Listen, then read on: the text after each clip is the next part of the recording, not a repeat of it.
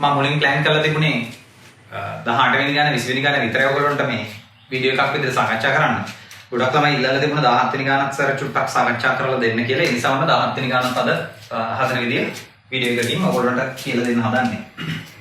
දැන් මේ වීඩියෝ එක බලන්න කලින් පළවෙනිම දේ ඉස්සෙල්ලා ඔයගොල්ලෝ මේ ගාන පුළුවන් තරම් තනියම උත්සාහ කරන්න.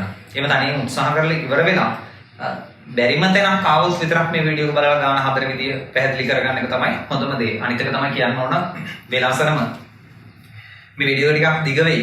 මේ ගාන ටිකක් දිග ගානක් වගේම හිතන්න තියෙන ගානක්. ඒ සමයේ මම පුළුවන් තරම් ඉක්මනට කියලා දෙන්න බලන්නම්. අපි බලමු කොහොමද වැඩේ කරගන්නේ කියලා. හැබැයි කියන්න ඕනේ මේක ටිකක් හිතන්න තියෙන අමාරු ගානක් සහ දිග වීඩියෝ එකක් බව. හරි.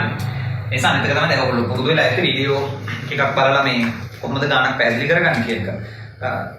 වීඩියෝ එක Tamanට ඕන දැනින් නවත්තලා ඒ අදාළ කොටස් ටික ලියාගෙන එහෙනම් දැන් පන්ති ඇතුලේ වගේ මම මෙතන වෙලාවදීදී සාමාන්‍ය විදියට එහෙම කරන්නේ මම ටිකක් කියලා දීලා බෝඩ් එක තියෙන ඩීවර් උනාට පස්සේ ඒක මගලා දාලා ඉතුරු කොටස හදනවා.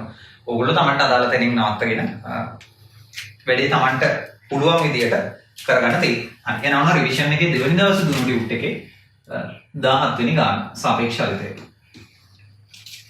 දැන් කියනවා නිශ්චල ජලයේ වර්ගමූල 13යි වූ එකකින් පිහිනිය හැකි මිනිසෙක් 2යි වූ එකකින් ගලාපසන ගංගක ඉකියුරක් මත ලක්ෂයක ඉඳලා අනෙක් කියුර මත ලක්ෂයකට පිනගෙන යනවා. අපිට සංකේත දෙකක් ඕන. ඒ නිසා අපි මිනිසාටයි ගංගාවටයි සංකේත දෙකක් ගන්නවා. මිනිසා M කියලා ගන්නවා. ගංග R කියලා ගන්නවා. මිනිසා M ගංග R කියලා ගන්නවා. දත දීලා තියෙනවා අපිට නිශ්චල ජලයේ මූල 13යි වූ එකකින් මිනිසාට පිහිනිය හැකි බව. ඒ කියන්නේ ගංගට සාපේක්ෂව මිනිසාගේ ප්‍රවේගය වර්ගමූල 13 u බව දීලා.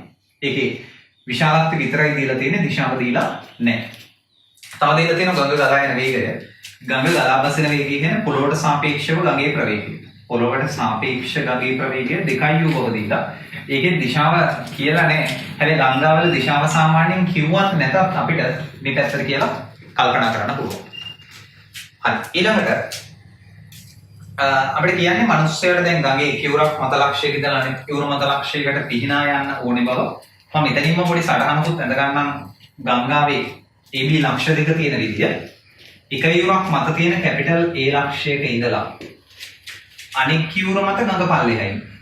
දැන් කැපිටල් A ලක්ෂයට හරි කෙලින් අනෙක් කිවුර මත පිහිටන ලක්ෂය මෙතන.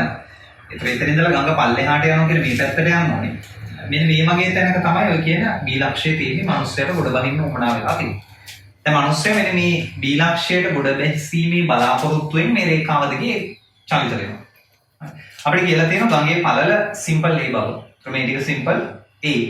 මිනිස්සුන්ට යන්න ඕනේ B ලක්ෂයේ තියෙන්නේ මූල 3යි සිම්පල් A දුරක් ගඟ පහළින් බව. ඒ නිසා මේ ටික මූල 3යි A කියලා අපිට තේරුම් ගන්න පුළුවන්. සාමාන්‍යයෙන් අපි ගඟ ගලනවා කියලා ගන්නේ දකුණු දිශාවට නිසා මෙහෙම 2u කියලා ගඟේ ප්‍රවේගය මාක් කරගත්තා නම් හරි.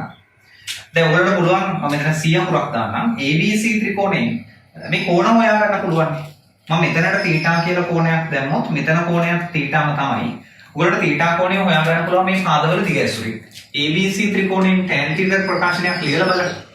ABC ත්‍රිකෝණයෙන් tan θ ප්‍රකාශනයක් ලියලා බලමු. tan θ සමානයි සම්මුඛ පාදයේ බෙදීම බද්ධ පාදයෙන්. සම්මුඛ පාදය කියන්නේ සිම්පල් A බෙදීම බද්ධ පාදය කියන්නේ මූල 3යි A. ඒට A කැපුණම එකයට මූල 3ක් කියලා උත්තරේ එනවා. ඒතර එකයට මූල 3යි කියන්නේ tan θ සමාන අංශක 30ක් බව ඔයගොල්ලන්ට හොයා ගන්න පුළුවන්. හරිද? θ සමාන අංශක 30ක්. හරි. එයාට දැන් මිනිස්සයා මේක දිගේ යනවා මේ මිනිසා දෙපාරට කොච්චර කෝණයකින් ආනතවද පිහිනිය යුතු බව ආන්න. දැන් අපි දන්නවා ඔය අහන්නේ ගඟට සාපේක්ෂව මිනිස්සයා කොහාටද යන්න ඕනේ කියන එක සම්ප්‍රයුක්තය මේ පැත්තට හදාගන්න නම්. හරි. ඒ කියන්නේ ඇත්තටම දැන් මිනිස්සයාට AB රේඛාව දිගේනේ පීනන්න ඕනේ.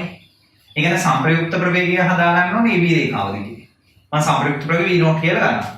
ඒතර ගඟේ ප්‍රවේගයයි මිනිස්සයා පීනන්න උත්සාහ කරන දිශාවයි එකතු වෙලා තමයි සම්ප්‍රයුක්ත ප්‍රවේගය හැදෙන්නේ. දැන් ගඟ ගන්නේ මේ පැත්තට. 2u ප්‍රවේගය. මිනිස්සයා පීනන්න උත්සාහ කරන්න ඕනේ නම් මේ වගේ දිශාවකට. වර්ගමූල 13u ප්‍රවේගය. එතකොට තමයි මේ දෙන්නක සම්ප්‍රයුක්ත AB රේඛාව දිගේ නිර්මාණය වෙනවා කියලා අපිට හිතන්න පුළුවන් වෙන්නේ. හරි. දැන් θ සමානාංශක 30 කියලා හොයාගත්තට පස්සේ අපි සාපේක්ෂ ප්‍රවේග මූලධර්මය දාන්න හදනවා. දැන් මම ওই θ සමානාංශක 30 කියලා හොයාගත්ත එක මහල දානවා. ඒක ඔයගොල්ලෝ ලියලා තියාගෙන ඉඳ තියෙන තැනකින් ඉතුරු කොටස් වලට යමු. අපි සාපේක්ෂ ප්‍රවේග මූලධර්මය දාමු. සාපේක්ෂ ප්‍රවේග මූලධර්මයේ යෙදීනේ. මම මේ කෙලවරේ ලියනකොට ඕගොල්ලන්ට මාව පේන්නේ නැතුව ඇති. මම බෝඩ් එකේ ලියන එක විතරක් පේනවා නැති. බෝඩ් එකේ තියෙන සීමිත ඉරත් එක්ක වැඩේ කරන්න ඕන නිසා මාව පේනවද නැද්ද කියන එක ගැන මම ඉච්චර හිතන්නේ නැහැ. මේ පැත්තේ ලියලා. හරි. සාපේක්ෂ ප්‍රවේග මූලධර්මයේ දාලා සංප්‍රයුක්ත ප්‍රවේගය උක්ත කරගම කියන්නේ මනුස්සයට ඇත්තටම යන්න ඕනේ කරන ප්‍රවේගය උක්ත කරගම. ඒ කියන්නේ පොළොවට සාපේක්ෂව මිනිසාගේ ප්‍රවේගය. මිනිසාගේ ප්‍රවේගය පොළොවට සාපේක්ෂව. මේක මැද්දට r දාලා දෙකට කඩමු. r අකුර මැද්දට දාලා මේක දෙකට කඩන්න. එතකොට m, r ධන r, e. මේ විදිහට. දැන් දත්ත වලින් බලලා ආදේශ කරන්න m, r කියන්නේ ගඟට සාපේක්ෂව මිනිසා මූල 13 u වේගයක් තියෙනවා. වර්ගමූල 13 u. ගඟ ගැලුවේ නැත්තම් මනුස්සයෙක් පීනන්න පුළුවන් වේගය. ඊළඟ ගඟ ගලන වේගය. ගඟ ගලන්නේ 2 u වේගයෙන් මේ දිශාවට. සංප්‍රයුක්තය මනුස්සයෙක් සංප්‍රයුක්තය හදා ගන්න ඕනේ තිරසට අංශක 30ක් ආනත දිශාවට. මේ වගේ. ඒක අපිට අගය දන්නේ නැති නිසා මම v නෝට් කියලා සංකේතයක් දැනට දාලා තියෙනවා. හරි. දැන් අපි මේකට ප්‍රවේග ත්‍රිකෝණයක් හදමු. පළවෙනි පියවර විදියට විශාලත්වයේ දිශාවයි දෙකම දන්න මෙන්න මේකෙන් වැඩි පටන් ගමු අංක 1. එතකොට 2u දිග රේඛාවක් හදමු. මේ වගේ 2u දිගක් තියෙන රේඛාවක් යනවා. ඊළඟට ඒක ඉවර වෙලා දැන් ඒක ඉවරලා දැන් අපි ඉන්නේ මෙතන. එතන ඉඳගෙන බලනවා ඊළඟ එක්කෙන අඳින්න පුළුවන්ද කියලා. මේක අඳින්න බෑ. ඒ වර්ගමූල 13u කියලා තිබුණට ඒක මොන දිශාවට අඳින්නද කියලා අපිට තේරෙන්නේ නැති නිසා මේක අඳින්න බෑ. ඒක අඳින්න බැරි නිසා මෙතන ඉඳලා තේරුමක් නැහැ. අපි සමාන ලකුණින් අනිත් පැත්තට පනිනවා. ඒත් සමාන ලකුණින් අනිත් පැත්තට පනිනවා කියන්නේ මේ රේඛාව නැවත පටන් ගත්ත උතනට ඒ කියන්නේ මෙන්න මෙතනට එනවා. දැන් මෙතනට ආවා. සමාන ලකුණින් මේ පැත්තට පැන්නේ. ඒ කියන්නේ මෙතනට ආවා. එතනට ඇවිල්ලා මේක අඳින්න පුළුවන් නේ. තිරසටාංශක 30කින් නානතව වර්ගමූල තිරසටාංශක 30කින් නානතව v නෝට් ප්‍රවේගයක් හදමු. දැන් අපි දන්නේ v නෝට් කියන එක. තිරසටාංශක 10ක් මේ තිරසටාංශක 30ක් ආනත රේඛාවක් නිකන් අදින්න. මේ විදිහට තිරසටාංශක 30ක් ආනත රේඛාවක් මේ මැද්දා. ඒතර මෙතන කෝණාංශක 30ක්. හරිද? මම කියලා තියෙනවා ඔයගොල්ලෝ මේ විදිහේ ප්‍රවේග ත්‍රිකෝණ අදිනකොට මේ විදිහේ ප්‍රවේග ත්‍රිකෝණ කියන්නේ අර සමාන ලකුණින් එහා පැත්තට පැනලා එක පාදයක් ඇඳ ගන්න වෙනවනම් හරි. يعني මේ පැත්තේ පාදයක් ඇඳලා ඉතුරු පාදය ඇඳ ගන්න බැරුව අනිත් පැත්තට පැනලා ඒක ඇඳ ගන්න වෙන જાති ප්‍රවේග ත්‍රිකෝණවලදී අනිවාර්යෙන් ත්‍රිකෝණයේ මහා කෝණය එකක් වෙන්න අඳින. ඒ නිසා මේක ටිකක් දිගට අඳින්න. මේ අපි අඳින්නේ v නෝට්. මෙන්න v නෝට්. ඒක ටිකක් දිගට අඳින්න මෙතන මහා කෝණයක් හැදෙන්න. අන්තිමට ත්‍රිකෝණය සම්පූර්ණ කරන්න මේ කෙලවරයි මේ කෙලවරයි යා කරන්න. දැන් මේ ත්‍රිකෝණය සම්පූර්ණ වුණාම ඒ තියෙන මේක අපිට අර ඇඳ ගන්න බැරුව හිර වුණු එක්කෙනා. එන වර්ගමූල 13 u. මේ තියෙන වර්ගමූල 13 u. ඒකට ඊතලයේ දාන්නේ එහෙමයි. හැමතිස්සෙම සමාන ලකුණින් එක පැත්තේ තියෙන කට්ටිය එකම දිශාවකට ගලන්න ඕන. ඒ කියන්නේ ඊතල අනුපිළිවෙලින් ගලන්න ඕනේ. එතකොට 2u ඊතලයේ මේ පැත්තට යොමු වුණා නම් ඒකේ අනුපිළිවෙලට යන්න නම් මේකේ ඊතලය මේ පැත්තට යොමු වෙන්න ඕනේ. එහෙම තර්ක කරලා වර්ගමූල 13 u දිශාවක් දාගන්න. මොන දැන් ප්‍රවේග ත්‍රිකෝණය සම්පූර්ණයි. ඊළඟට මේ වගේ ප්‍රවේග ත්‍රිකෝණ වලින් අපි කරන්න ඕනේ නිර්මාණයක් පොඩ්ඩක් වෙනස් අර සාමාන්‍ය ප්‍රවේග ත්‍රිකෝණයකට වඩා.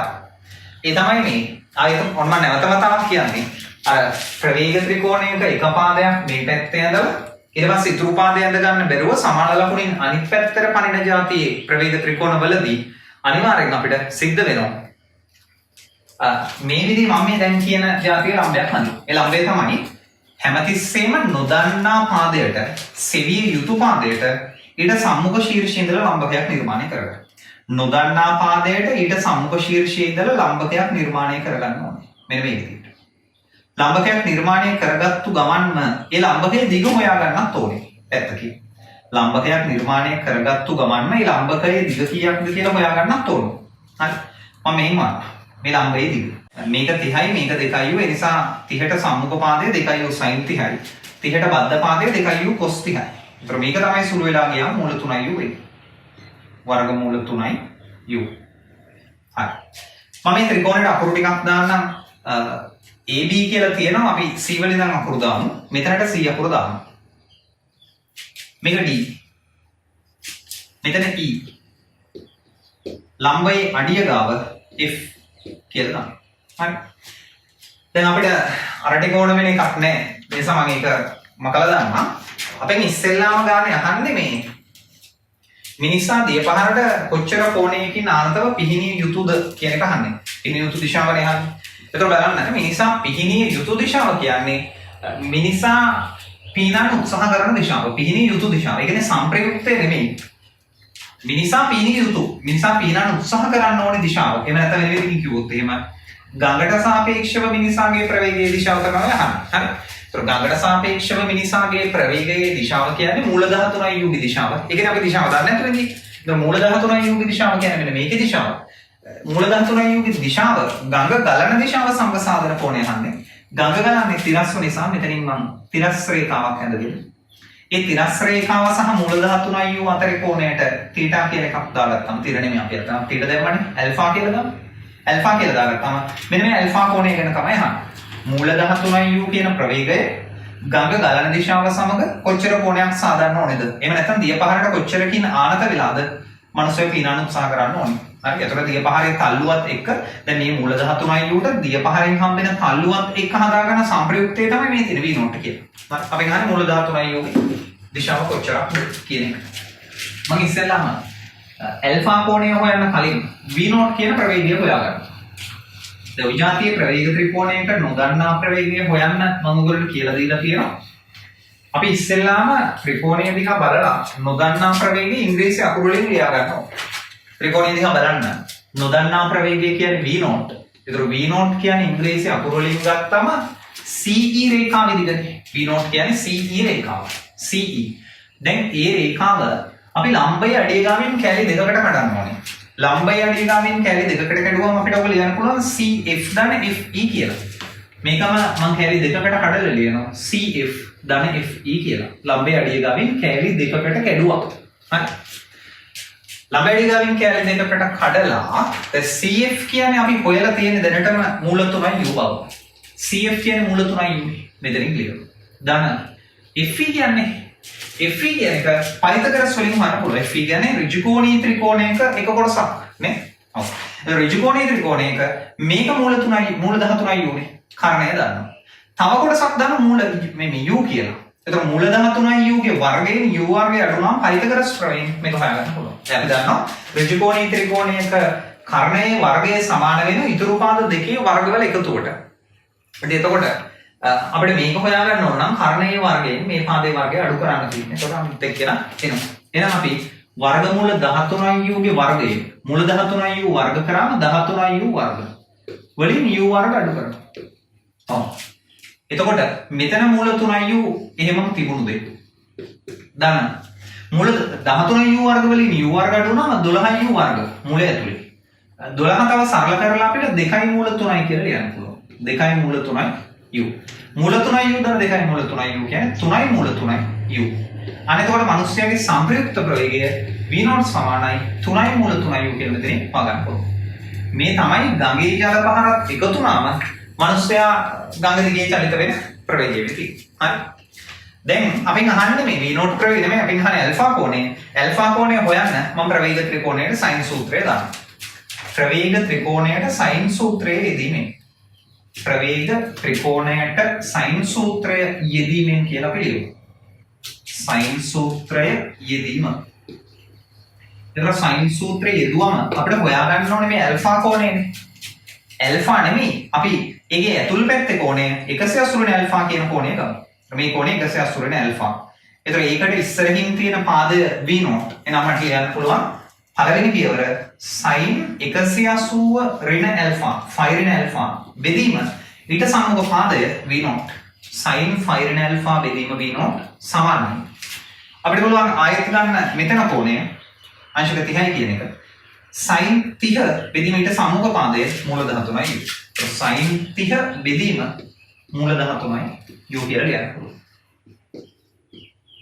මේ අපි දන්නවා sin 5 ඍණ ඇල්ෆා කියන්නේ sin ඇල්ෆාම තමයි.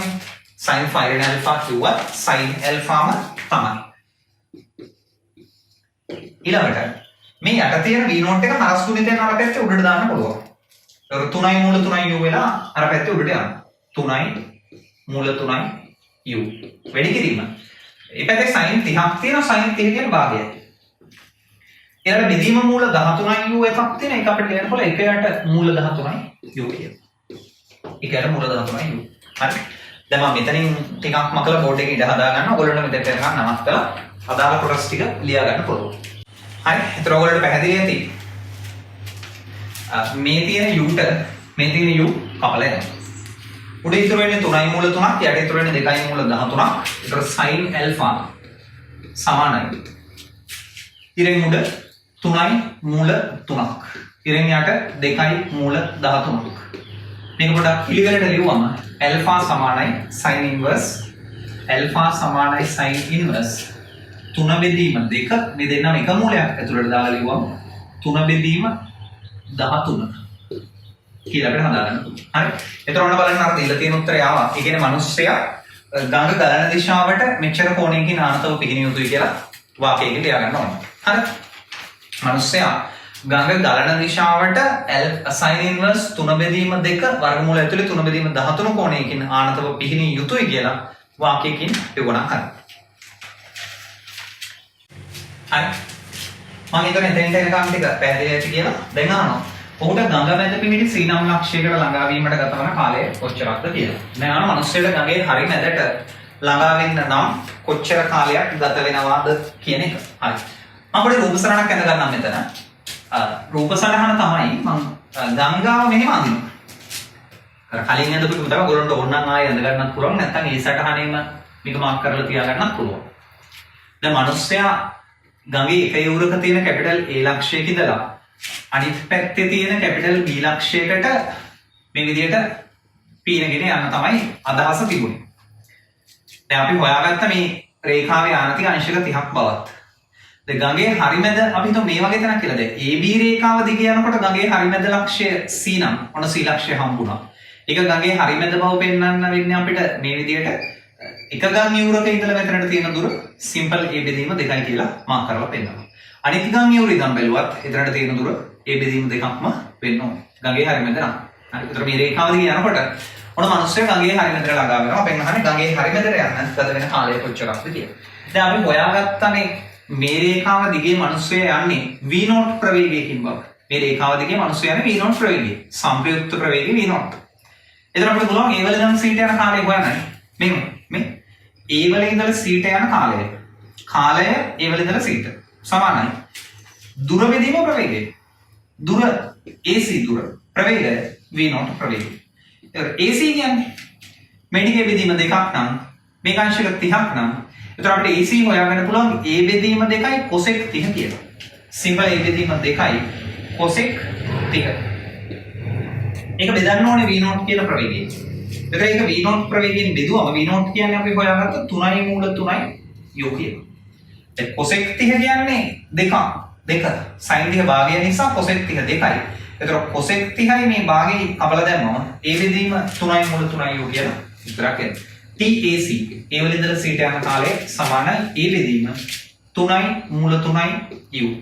උඩ යට දෙකම මූල 3ෙන් වැඩි කරගත්තාම උඩ මූල 3ෙන් වැඩි වුණාම මූල 3යි A. යට මූල 3ෙන් වැඩි වුණාම මූල 3ට තව මූල 3ක් ඇවිල්ලා 3ක් හැදලා A 3 මේ 3ත් එක වැඩි වෙලා 9යි u කියලා හැදෙනවා. මූල 3යි බෙදීම 9යි. ඒක තමයි උත්තරේ තියෙන්නේ. ඒකත් හරි. දැන් අහනවා ඔහු සීලාක්ෂයට ළඟ වූ විගස ගංගා ගලන ප්‍රවේගයේ සිව් ගුණයකින් පහත වැටෙන බව දියත්නම් මිනිසා බීට කොච්චර දුරක් මෙහෙින්ද අනෙක් යුරට ළඟා වෙන්නේ කියලා. හරි. දැන් බලන්න වෙන වැඩේ. දැන් හරි රසවත් වැඩක් වෙන්නේ ඔන්න ඔතන තමයි ගේම තියෙන්නේ. ඒ තමයි දැන් මිනිස්සයා මේ ගඟ මැදට ආපු ගමන්ම ඉතින් අපිට ගඟ දෙකට බෙදා ගන්න පුළුවන්. අපි නිකන් හිතමු ගඟේ මධ්‍ය ලක්ෂයෙන් පල්ලෙහා හරිය ගඟ ගලන්නේ 2යි u ප්‍රවේගයෙන්. මේ හරිය ගලන්නේ 2යි u ප්‍රවේගයෙන්. හැබැයි ගඟේ මධ්‍ය ලක්ෂය පහු කරලා අනිත් පැත්තට ගිය ගමන් ගඟේ මැද පහු වුණු ගමන් ගඟේ ප්‍රවේගය අඩු වෙනවා. මේක වගේ සිව් ගුණයකින් පහත වැටෙනවා. හරි. සිව් ගුණයකින් පහත වැටේ. ගඟ ගලන ප්‍රවේගය සිව් ගුණයකින් පහත වැටෙන බව දුන්නම ඒ කියන්නේ මේ තිබුණු එකෙන් 4න් එකයි මේ හරිය ප්‍රවේගය. මේකෙන් 4න් එකක් කියන්නේ u බෙදීම 2 ප්‍රවේගයෙන්. මේ උඩ හරිය ගඟ ගලන්නේ u බෙදීම 2 ප්‍රවේගයෙන්. හරි. ඒක තේරුම් ගන්න ඕනේ. එතකොට උඩ හරිය ගඟ ගලන්නේ u බෙදීම 2 ප්‍රවේගයෙන්. පැහැදිලිද? එහෙනම් අපි දැන් ඕකට වෙනම සටහනක් අනිමු. මිනිස්සයා C වල ඉඳලා ඉතුරු ටික යන්නේ කොහොමද කියන එක. හැබැයි දැන් මෙහෙමයි. C ලක්ෂයට මිනිස්සයා ආවම මිනිස්සයා දන්නේ නැහැ ගඟ ගලන වේගය පහත වැටුණු බව. හරි. මිනිස්සයා තමන් අර මුලදී හදාගත්තු දිශාව ඔස්සේම දිගින් දිගටම පීනගෙන යනවා. හරි. ඒතර වෙන්නේ මෙහෙම වැඩක්. ඔන්න බලන්න. දැන් මේ විදිහට මේක ඇන්දේ නැතත් කමන්නේ.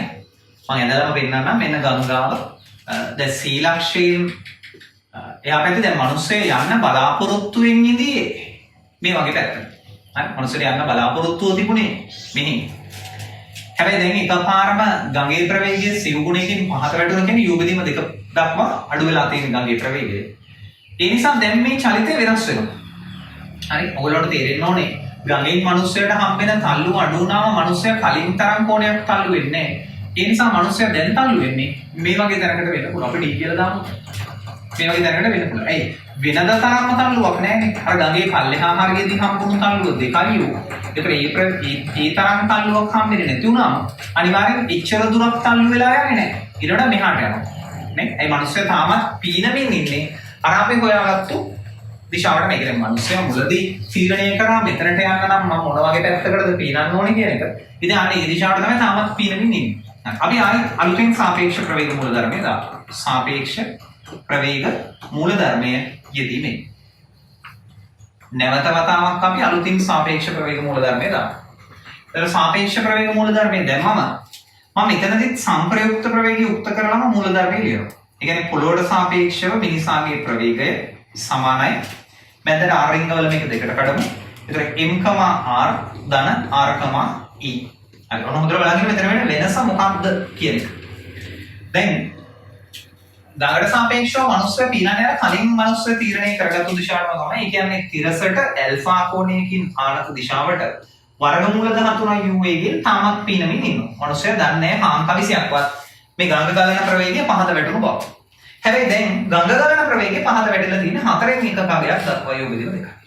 දැන් ඒතර කලින් සංප්‍රයුක්තේ නෙමෙයි අපි දන්නේ දැන් හැදෙන සංප්‍රයුක්තය ඇත්තම තිබුණා. හරි. දැන් අපිට මෙතනින් ප්‍රවේග ත්‍රිකෝණයක් ඇඳ ගන්න පුළුවන් නේ. අපි අදින් ප්‍රවේග ත්‍රිකෝණයක්. මේ දෙන්නගේ වඩා ලේසි මුලින් u බෙදීම දෙක ඇඳ ගන්න එක.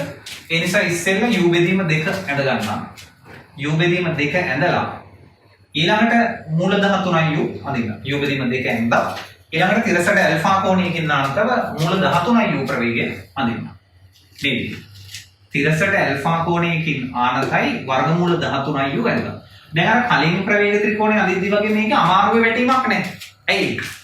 I think u බෙදීම දෙක ඇඳලා ඉවර වෙලා බැලුවම මේක අඳින්න බැරුව හිර වෙන්නේ නැහැ. අඳින්න පුළුවන් මේක විශාලත්වයෙන් දාන්න දිශාවක් දාන්න ඒ නිසා අඳින්න පුළුවන්. දැන් මේ පාද දෙකම සම්පූර්ණ කරාට පස්සේ ත්‍රිකෝණය සම්පූර්ණ කරගන්න පුළුවන්. ආරම්භක ලක්ෂයයි අවසාන ලක්ෂයයි යා කරලා රේඛාවක් ඇඳලා ත්‍රිකෝණය සම්පූර්ණ කරලා ඒ රේඛාවේ ඊතලයේ දාන්න ඕනේ මේ දෙන්න ගලාගෙන යන දිශාවට ප්‍රතිවිරුද්ධ අතර. මේ අතර. දැන් ඒක අපි v notes කියලාම නොදායිමු. අපි මේකට වෙන සංකේතයක් දාමු v1 කියලා දාමු. v1 හරි මේ විදිහට දැන් මේ ප්‍රවේග ත්‍රිකෝණය සහ අර කලින් යදපු ප්‍රවේග ත්‍රිකෝණය කියන එක එකක්ම නෙමෙයි මේක දෙකක්. අර කලින් යදපු ප්‍රවේග ත්‍රිකෝණයේදී අපි සමාන ලකුණින් වම් පැත්තේ එක පාදයක් ඇඳලා ආයි දකුණු පැත්තට පැනලා ඉතුරු පාදය ඇඳලා තමයි ත්‍රිකෝණ සම්පූර්ණ කරගත්තේ. හැබැයි මෙතනදී මෙතන එහෙම ප්‍රශ්නයක් නැහැ. වම් පැත්තේ තියෙන පාද දෙකම ඇඳලා තමයි දකුණු පැත්තට පනින්නේ. හරි. ඒ නිසා මේකදී අර කලින් කරා වගේ නිර්මාණයක් නෙමෙයි මේකේ වෙන නිර්මාණයක් තියෙන්නේ. මේකදී මම ඔයගොල්ලන්ට කියලා දෙලා තියෙන නිර්මාණයක් තමයි මොකද්ද? අපි හැමතිස්සෙම මේ වගේ ප්‍රවේග ත්‍රිකෝණයක් ඇඳවම තිරස් පාදය මතට ඊට සම්මුඛ ශීර්ෂයේ ඉඳලා ලම්බයක් ඇඳ ගන්නවා. හදිසියවත් සිරස් පාදයක් නම් තියෙන තිරස් පාදය වෙනුවට සිරස් පාදයක් තියෙනවා නම් එහෙනම් සිරස් පාදයේ මතට සම්මුඛ ශීර්ෂයේ ඉඳලා ලම්බකයක් නිර්මාණය කරගන්නවා. මම දැන් මෙතන තිරස් පාදයේ මතට ලම්බකයක් නිර්මාණය කරගන්නවා. තිරස් පාදය පොඩ්ඩක් ඉස්සරහට දික් කරලා ඒක මතට සම්මුඛ ශීර්ෂයේ ඉඳලා ලම්බකයක් නිර්මාණය කරගන්නවා. මේ විදිහට. දැන් අපි මේකට අකුරු ටිකක් දාමු. K L M N වගේ කියලා. අකුරු ටිකක් දාන්න. මේ අකුරු ටිකක් දාලා අර ඇඳපු ලම්බයේ දිග සහ ඒකට අදාළ එක කොටසක් හොයාගන්න පුළුවන්. මෙන්න මේ කොටස් දෙක හොයාගන්න පුළුවන්. මේක මූල 13යි උනේ. මේක උනේ ඇල්ෆානේ. ඒ නිසා මූල 13යි u ඇසුරින් ඇල්ෆාට සම්මුඛ පාදය හොයන්න පුළුවන්. වර්ගමූල 13යි u sin ඇල්ෆා. මූල 13යි u sin ඇල්ෆා. මේ කොටසත් හොයාගන්න පුළුවන්. මූල 13යි u cos ඇල්ෆා. මූල 13යි u cos alpha කියලා. sin alpha cos alpha අපිට හොයාගන්න පුළුවන් වෙනවා. sin alpha cos alpha හොයාගන්න පුළුවන් අපිට ත්‍රිකෝණයක් ඇඳනම්. මම මේකත් මකලා alpha ත්‍රිකෝණයක් හදනවා. alpha කෝණය අපි කලින් කොටසක හෙව්වා sin alpha සමානයි 2 බෙදීම 3 බෙදීම 2 මේ විදිහට මම sin alpha ගේ ත්‍රිකෝණෙත් ඇඳ ගන්නම් මේ පැත්තකින් sin alpha ට හොයාගත්තු අගය තමයි 3 බෙදීම 2 වර්ගමූලය ඇතුලේ 3 බෙදීම 13 මේ විදිහට. ඒතර alpha ට ත්‍රිකෝණයක් ඇඳොත් සම්මුඛපාදී විදිහට දාන්න ඕනේ 3යි මූල 3. කරණීය විදිහට දාන්න ඕනේ 2යි මූල 13. පයිතගරස් වලින් හොයාගන්න පුළුවන් මේකයි මේක වර්ග කරලා මේකේ වර්ගය එකකින් අඩු වුණාම මේක පහක් වගේ. එතකොට අපිට මෙතනින් cos alpha හොයාගන්න පුළුවන් නේ. මූල 13යි u. මූල 13යි u cos alpha කියන්නේ බද්ධ පාදයේ බෙදීම කරණය. පහ බෙදීම 2යි මූල 13යි u. හරි. පහ බෙදීම 2යි මූල 13. එතකොට මූල 13ට මූල 13 කැපිලා ගිහිල්ලා උත්තරයක් එනවා 5යි u බෙදීම 2යි කියලා. ඒ වගේම sin alpha ට ආදේශ කරගන්න පුළුවන් වර්ගමූල 13යි u sin alpha කියනවා නම් අපි හොයාගත්තු එකමනේ 3 බෙදීම 2 වර්ගමූලය ඇතුලේ 3 බෙදීම 13 මූල 13ට කැපිලා යනවා 3යි u බෙදීම 2යි කියලා උත්තරයක් එනවා 3යි මූල 3යි u බෙදීම 2යි කියලා උත්තරයක් එනවා. හරි මම හිතනවා පැහැදිලි ඇති කියලා එතෙන්ට එනවා. දැන් අපි මෙතනදී සංප්‍රයුක්ත ප්‍රවේගය දන්නේ නැහැ. සංප්‍රයුක්ත ප්‍රවේගය දන්නේ නැති නිසා පයිතගරස් ප්‍රමේය දාලා සංප්‍රයුක්ත ප්‍රවේගය v1 ගේ විශාලත්වය හොයන්න පුළුවන්. මෙතනට කෝණයක් දාගත්තාම අන්නේ කෝණය හොයන්න පුළුවන්. මම ඉතින් බීටා කියලා කෝණයක් දාගන්නවා. දැන් අපිට ඕන වෙනවා මේ ත්‍රිකෝණයේ v1 ගේ විශාලත්වය v1 ගේ දිශාව කියන්නේ බීටා කෝණයක් හොයන්න. පුළුවන් නේ. අපේ ඍජුකෝණීය ත්‍රිකෝණයක් නිර්මාණය කරගෙන තියෙන්නේ. ඒතර v1 කියන්නේ අපි නිර්මාණය කරගත්තු ඍජුකෝණීය ත්‍රිකෝණයේ කර්ණය. එහෙනම් මේ පාදයේ වර්ගයයි මේ මුළු පාදයේ වර්ගයයි එකතු කරලා වර්ගමූලය ගත්තාම v1 හොයාගන්න පුළුවන්. බීටා කෝණය වන්නත් පුළුවන් මේ ත්‍රිකෝණය සොරේ tan බීටා වලින්. හරි. ඔයාලා මේ sin alpha ගියාගේ cos alpha හොයාගත්තු විදිහ පොඩ්ඩක් නෝට් කරලා තියාගන්න. මම ඒක මතලා ඉතුරු ටික සම්පූර්ණ කරනවා.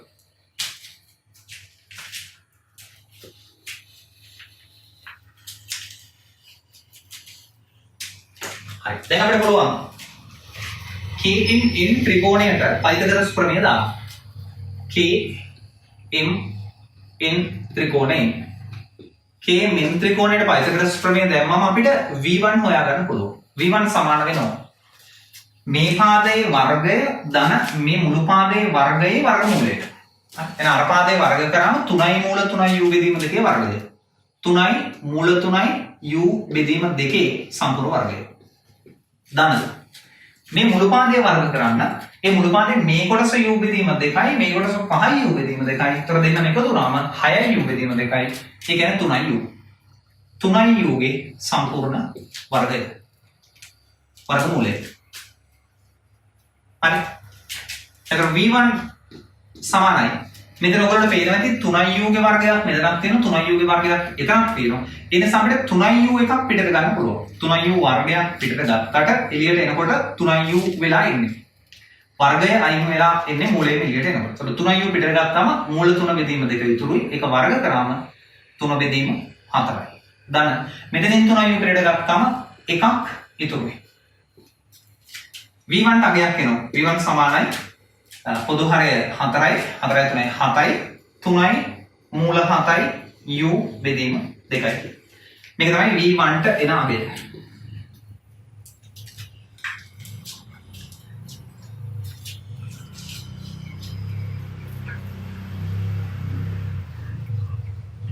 දැන් අපිට මේ ත්‍රිකෝණයෙන් tan බීටා තෝරන වෙනවා. tan බීටා කියන්නේ mn බෙදීම km කියන එක මම මගල දාන්නම්. tan බීටා ඔයගොල්ලෝ ගාව ප්‍රවේග ත්‍රිකෝණයේ මේ විදිහට ඇඳලා තියෙන්න ඕනේ. මේ ත්‍රිකෝණය ඇසුරින් මම tan බීටා හොයාගන්න හදනවා. tan බීටා සමානයි. tan බීටා සමාන වෙනවා සම්මුඛ පාදයේ බෙදීම බද්ධ පාදය. සම්මුඛ පාදය අපි අතන හොයලා තිබ්බේ. බෙදීමෙත් ඒක 3යි මූල 3යි u බෙදීම 2. 3යි මූල 3යි u බෙදීම 2ක්. ඒක බෙදන්න ඕනේ බද්ධ පාදයේ. බද්ධ පාදය කියන්නේ මෙන්න මේක. 3යි u. එතකොට ඒකෙන් බෙදුවත් 1යි. ඒක පරස්පරයෙන් වැඩි කරා 1යි. 3යි u.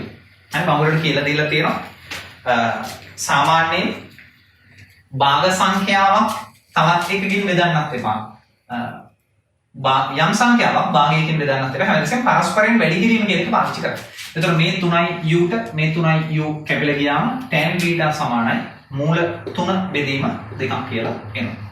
tan β සමානයි මූල 3 බෙදීම 2ක්.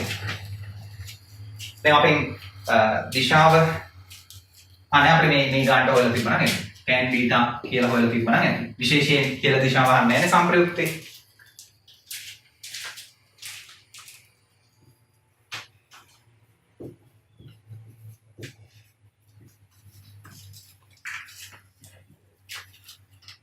හරි දැන් අපි අහන්නේ අපි අහන එක මෙන්න මේ විදිහට තේරුම් ගමු. අම්බුරි සටහන නැවත වතාවක් අඳුම අඳුර මේක ටිකක් අමාරු ගානක්. හොඳට කල්පනා කරලා සාපේක්ෂලිතය හොඳ මට්ටමක ඉන්නවා නම් ගංගාවල චලිත සම්බන්ධයෙන් හොඳ දැනුමක් තියෙනවා නම් මේ ගාන බොහොම පැහැදිලිව තේරුම් ගන්න පුළුවන්. හරි එම නැති ළමයින් තුමක් මේ ගාන නැවත බලලා ගංගාවල චලිත ගැන හොඳ අදහසක් ගන්න පුළුවන්කම තියෙනවා. බලමු. දැන් ඇත්තටම වෙන වැඩේ මේක. මම ආපහු සැරයක් ගංගාව අඳිනවා. මේ විදිහට. දැන් මේ ගංගාවේ මිනිස්සයා ඒ ලක්ෂයේ ඉඳලා B වලට යන්න තමයි මිනිස්සුගේ බලාපොරොත්තුව තිබුණේ.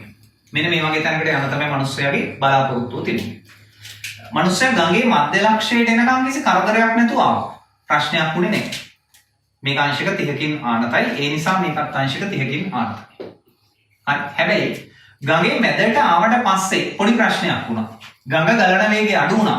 ඒ නිසා මිනිස්සයාට ගඟෙන් හම්බෙන තල්ලුව අඩු වුණා. ගඟෙන් හම්බෙන තල්ලුව අඩු වුණාම මිනිස්සයාගේ සම්ප්‍රයුක්තය මේ පැත්තට නෙමෙයි ඊට වඩා ටිකක් උඩ පැත්තකට ආනත වුණා. මෙන්න මේ විදිහට. එතකොට මේ E වල ඉඳලා C වලට එනකම් V0 ප්‍රවේගයෙන් ආපු එක සහ ඔය දැන් අඳපු ප්‍රවේග ත්‍රිකෝණයෙන් C වල ඉඳලා D වලට යනකම් V1 ප්‍රවේගයෙන් යන එක තමයි සිද්ධ වෙන්නේ. හරි මම හිතනවා පැහැදිලි ඇති කියලා මම කිව්වා. මිනිස්සු යන බලාපොරොත්තුනේ මෙහෙම වුණාට අර ගඟෙන් හම්බෙන තල්ලුව අඩු වුණු නිසා ජලපහරේ වේගය අඩු වුණු නිසා මිනිස්සුගේ සම්ප්‍රයුක්තය පොඩක් උඩට ආනත වුණා. මේ ගානම වෙන විදිහකට දෙන්නත් පුළුවන් වුණා. ගඟේ ප්‍රවේගය වැඩි වෙන බව කිව්වනම් සම්ප්‍රයුක්තය තව ටිකක් පහළට ආනත වෙන එක වෙන්නේ. කියන්නේ ගඟෙන් හම්බෙන තල්ලුව වැඩි වුණා නම් යම් වෙලාවක එහෙනම් මිනිස්සයා තව ටිකක් පහළට ගහගෙන යන්නත් තිබුණා. ඒ විදි ගානක් නිර්මාණය කරන්නත් පුළුවන්. මම මේක මෙහෙම හිතලා නිර්මාණය කරලා තිබුණා. එතකොට මේ V1 ගේ දිශාව තිරසට ආනත වෙන කෝණයට තමයි මම අතන අර ප්‍රවේග ත්‍රිකෝණේ බීටා කියලා කෝණයක් දාලා තිබුණේ. එතකොට මේ බීටා කෝණයම ගෙනල්ලා මෙතන දාන්නත් පුළුවන්. Z දකුරේ හැඩයෙන් මේ බීටා කෝණයම මෙතන ගෙනල්ලා දාන්නත් පුළුවන්. අපි අහන්නේ ගානේ මිනිසා B වලට වඩා කොච්චර දුරක් මෙහායින් ඌ ලක්ෂයකට ගොඩ බහින්නේ. මිනිස්සයා ගොඩ බහින බලාපොරොත්තුනේ B වලට. හැබැයි අන්තිමේ මිනිස්සයා වෙල ගොඩ බහින්නේ D වලට. එතකොට B වල ඉඳලා D වලට තියෙන දුර කොච්චරක්ද කියන එක තමයි අපි අහන්නේ BD දුර. දැන් අන්න ඒක හොයාගන්න මම මෙන්න මේ විදිය පොඩි නිර්මාණයක් කරනවා. මේක V1. මම C ලක්ෂයේ ඉඳලා අනික් ගම් යුරට ලම්බයක් නිර්මාණය කරනවා. මේ විදිහට. මම ඔයාලට කලිනුත් කිව්වා එහෙම ලම්බයක් නිර්මාණය කරාම ඒක හරියටම මේ බෙදීම දෙකයි. ගඟේ පළලෙන් භාගයයි. IC කියන්නේ ගඟේ මධ්‍ය ලක්ෂය නිසා. මෙන්න මෙතනට අපිට අකුරක් දා ගන්න පුළුවන් E කියලා. E අකුර දාන්න. දැන් අපි ගහන්නේ BD දුරනේ. හරි? ඒතර මම මේව වාක්‍යයකින් දැන් ඔයගොල්ලෝ පැහැදිලිද අපි ගහන්නේ BD දුර බව. ඒ සමාන නිකම්ම BD කියලා ලියන්නම්. BD දුර. BD දුර අපිට හොයන්න පුළුවන් නේ BE දුරෙන් DE දුර අඩු කරලා. BE දිගෙන් DE දිග අඩු වුණාම අපිට ඒක හොයාගන්න පුළුවන්. BE දිග හොයාගන්න පුළුවන් නේ BCE ත්‍රිකෝණේ. BE හොයන්න පුළුවන් මේක A බෙදීම 2යි මේ කෝණයේ අංශක 30යි. ඒ නිසා A බෙදීම 2 වරක් කොට් 30 කියනවා. BE කියන්නේ A බෙදීම 2යි කොට් 30ක්. A බෙදීම 2යි කොට් 30 කියලා හොයාගන්න පුළුවන්. ඍණ DE කියන එක හොයාගන්න පුළුවන් A බෙදීම 2යි මේ ටික මේ කෝණේ බීටා නිසා A බෙදීම 2යි කොට් බීටා කියනවා. A බෙදීම 2යි කොට් බීටා කියලා ඒක හොයාගන්න පුළුවන්. හරි. දැන් අපිට මෙතනින් A බෙදීම 2ක් පිටට ගන්න පුළුවන් මේ. A බෙදීම 2ක් ගන්න පිටට. A බෙදීම 2ක් පිටට ගත්තම පළවෙනි පදයෙන් ඉතුරු වෙන්නේ කොට් 30. කොට් 30 කියන්නේ මූල 3ක්. ඍණ මෙතන ඉතුරු වෙන්නේ කොට් බීටා. tan බීටා අපි කලින් හොයලා තිබුණා මූල 3 බෙදීම 2ක් කියලා. එහෙනම් කොට් බීටා කියන්නේ 2 බෙදීම මූල 3ක්. හරි. දැන් ඒ බෙදීම දෙක වරක් මේක ඇතුලේ පොදු කරගෙන ගත්තම මූල 3යි කියලා. මේක මූල 3ෙන් වැඩි වෙන්න ඕනේ. මූල 3 මූල 3ෙන් වැඩි වුණොත් 3යි 3ෙන් දෙකක් අඩු වුණාම 1යි. ඒක උත්තරයක් එනවා. අපි හෙව්වේ BD දිග සමානයි ඒ බෙදීම 2යි මූල 3යි කියලා. හරිනේ? උත්තරේ හරියටම හරි. මේක තමයි පෙන්නන්න තියෙන්නේ. මිනිස්සයා B ලක්ෂයට වඩා ඒ බෙදීම 2යි මූල 3 දුරක් මෙහායි නු ලක්ෂයකට තමයි ඇත්තටම ගොඩ බහින්නේ ගඟේ ප්‍රවේගය අඩු වෙන නිසා. හරි. තවන අපෙන් මිනිසාට ගඟෙන් එතර වීම සඳහා ගත මුළු කාලය කොච්චරක්ද කියලා. මිනිසාට ගඟෙන් එතර වීම කියලා කියන්නේ මිනිස්සු අදියර දෙකකට තමයි ගඟෙන් එතර උනේ. ඒ වල ඉඳලා C ට ගියා, C වල ඉඳලා D ට ගියා. ඒක තමයි ගඟෙන් එතර වීමට ගත වූ මුළු කාලය කියලා කියන්නේ. මම මේ ලියන්නම්. ගඟෙන් එතර වීමට ගත වූ මුළු කාලය. ගඟෙන් එතර වීමට ගත වූ මුළු කාලය.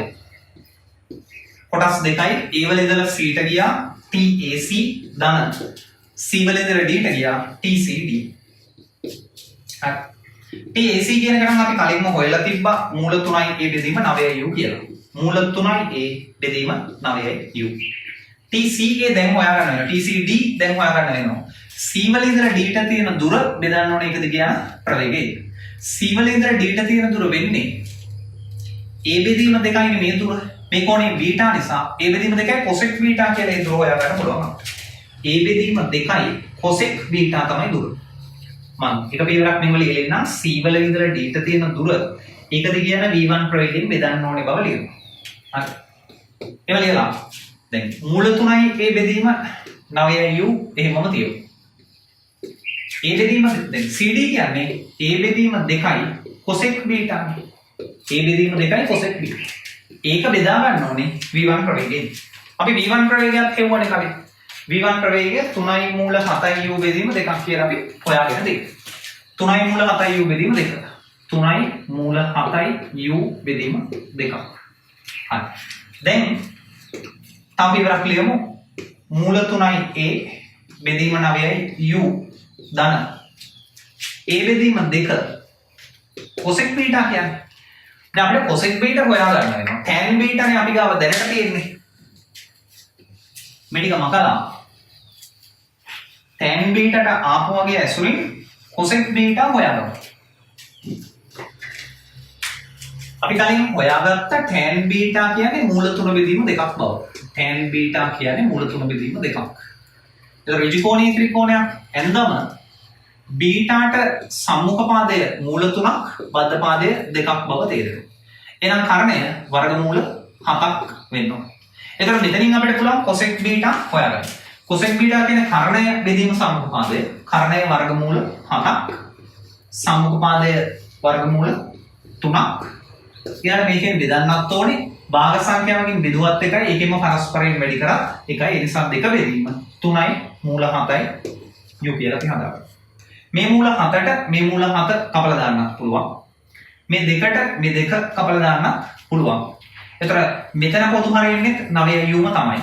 මේ මූල මෙතන අපිට උඩයට දෙකම මූල 3ෙන් වැඩි කරලා 9 U හදා ගන්න වෙනවා. හරි.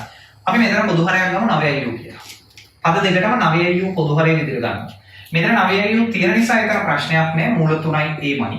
ධන මෙතන 9ක් හදන්න නම් මූල 3කින් වැඩි වෙන්න ඕනේ යට.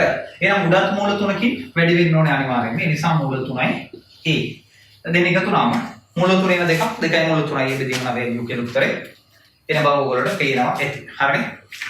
එහෙනම් මම හිතනවා පැහැදිලි ඇති කියලා. මේක දැන් සංකීර්ණ ගානක් ඇත්තරම මේක චුට්ටක් නැවත අධ්‍යයනය කරලා දැන් වීඩියෝ එකක් නිසා ඔයගොල්ලන්ට ආපෞසරයක් නවත්ත පිටිපස්සට අරගෙන උතේරුණු තැන් ආපෞසරයක් බල දෙතුන් වතාවුණත් බල පැහැදිලි කරගන්න පුළුවන්. මම හිතන එන හොඳටම පැහැදිලි ඇති කියනවා. හරි. අන්තිම උත්තර ගත්තේ නැතු 2යි මූල 3යි A බෙදීම 9යි U. හරි. හොඳට බලන්න මේ જાති ගානක් තමයි වෙල්ල නැහැ මෙච්චර මට්ටමක. හැබැයි මම හිතනවා මේ වගේ සංකල්ප ඉස්සරහදී එන්න පුළුවන්කම තියෙවි කියලා. හරි. එහෙනම් අපි ඊළඟ ගානේ හම්බෙමු.